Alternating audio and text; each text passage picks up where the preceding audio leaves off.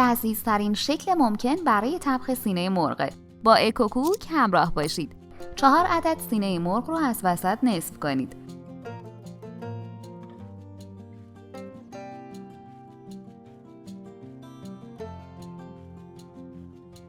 مقداری نمک و فلفل سیاه بهشون بزنید.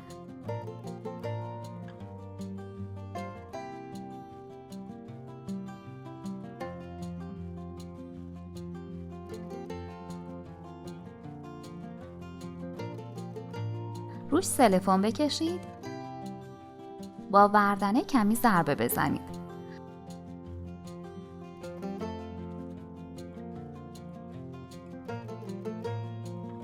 دویست و 250 گرم پنیر پیتزا، مقداری جعفری خرد شده و 1 حب سیر رنده شده. با هم مخلوط کنید.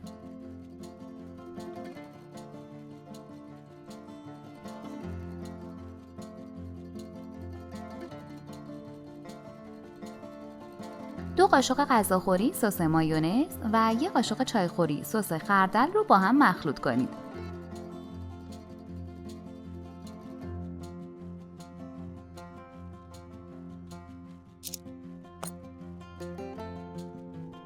کف تابه مخصوص فر رو با مقداری روغن چرب کنید.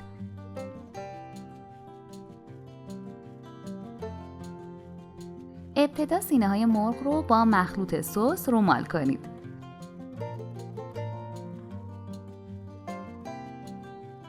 سپس 1 قاشق غذاخوری از مواد پنیری وسطش بذارید و به این صورت رول کنید.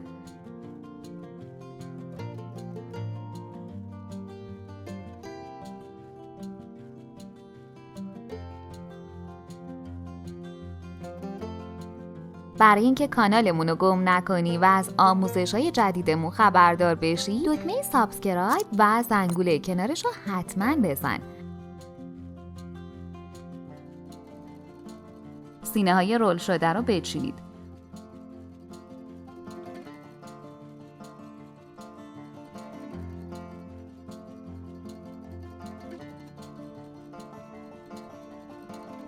روشون رو با برس کمی سس بزنید.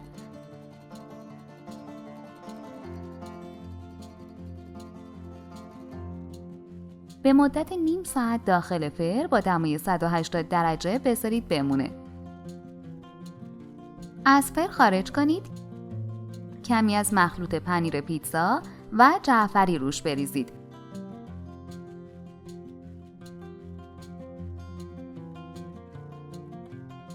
و 5 دقیقه دیگه داخل فر بذارید تا پنیرها ذوب بشن. برای سالاد 2 عدد خیار خرد شده، مقداری جعفری و پیازچه خرد شده، مقداری کاهوی خرد شده،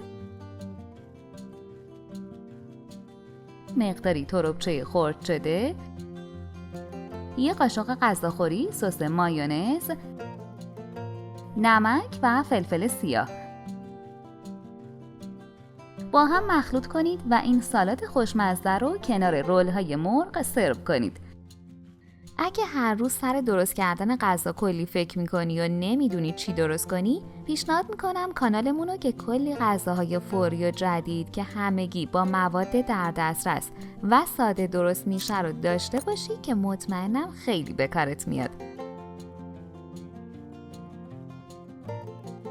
طعم جدید و فوق‌العاده‌ایه، به امتحان کردنش میارزه. نوش جان. اگه این آموزش رو دوست داشتید پس قطعاً دیدن این ویدیو برای دوستانتون هم جالبه. حتما براشون بفرست تا اونا هم استفاده کنن.